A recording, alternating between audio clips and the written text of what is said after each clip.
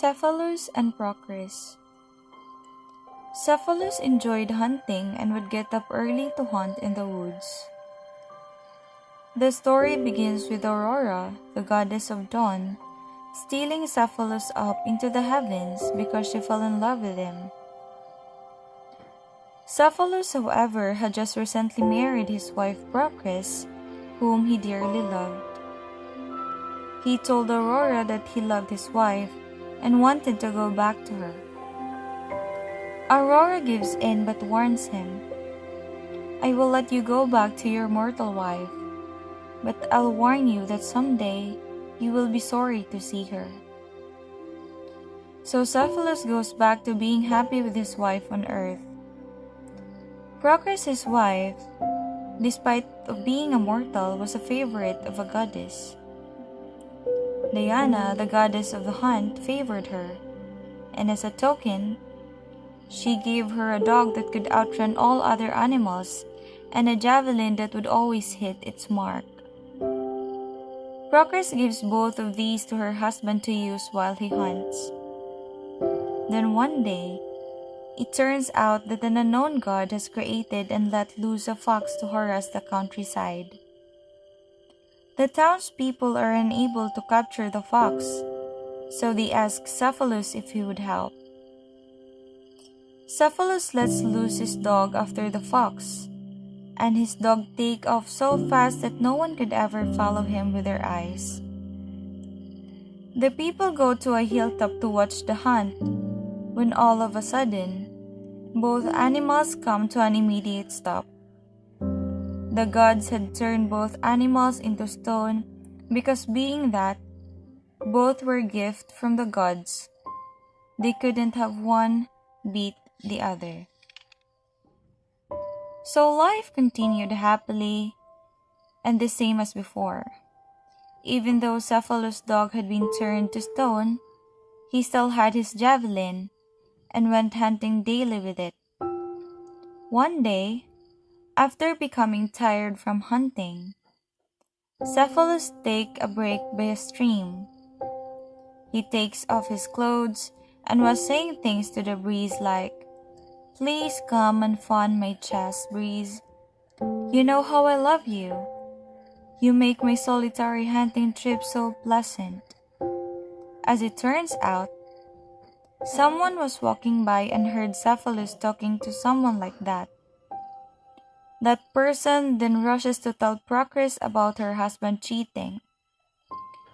Procris first faints, and then, when she comes to it, she doesn't believe.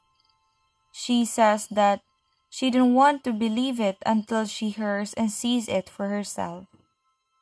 So the next day, she sneaks out and follows Cephalus as he hunts. Then when he takes his usual break by the stream to cool off, he begins talking to Breeze the same way. Procris is hiding in the bushes and she heard it all. She begins to cry softly, and Cephalus heard the noise from the bushes. He thinks he's a wild animal, so he throws his javelin, the one that Procris gave him, and it hits her. He hears his wife cry out, and when he goes over, he sees her bleeding and dying. They both try to stop the bleeding, but it doesn't work. As Procris is dying, she makes one last wish to her husband. She says, "If you can do me a favor after I'm dead, please, just don't marry that horrible Breeze." Cephalus understands the confusion, but it's no use to tell her. She dies, and somehow, he is able to relate the confusion to his wife, and her face becomes calm in death. And so that's all for the summary of Cephalus and Procris story, and it really have a tragic ending. But moving on to the allegory to present day realities, The myth of the huntman Cephalus and his wife Procris was presented as the parable of the misfortunes caused by a lack of marital trust and fidelity. Just because Procris have heard a thing from someone about her husband cheating, it made her become suspicious that Cephalus is being unfaithful to her. That is why she followed him into the forest, which leads to their tragic ending. And as we can see, these days, one of the major problems in a relationship is the lack of trust to their partner. Bluntly, these stories have greatly reflected among the situations that a relationship might encounter because people can really be easily deceived of what they heard from other people. I mean, if only both parties in their relationship could offer pure trust to their partner, I think none of these things would happen. But only if people do.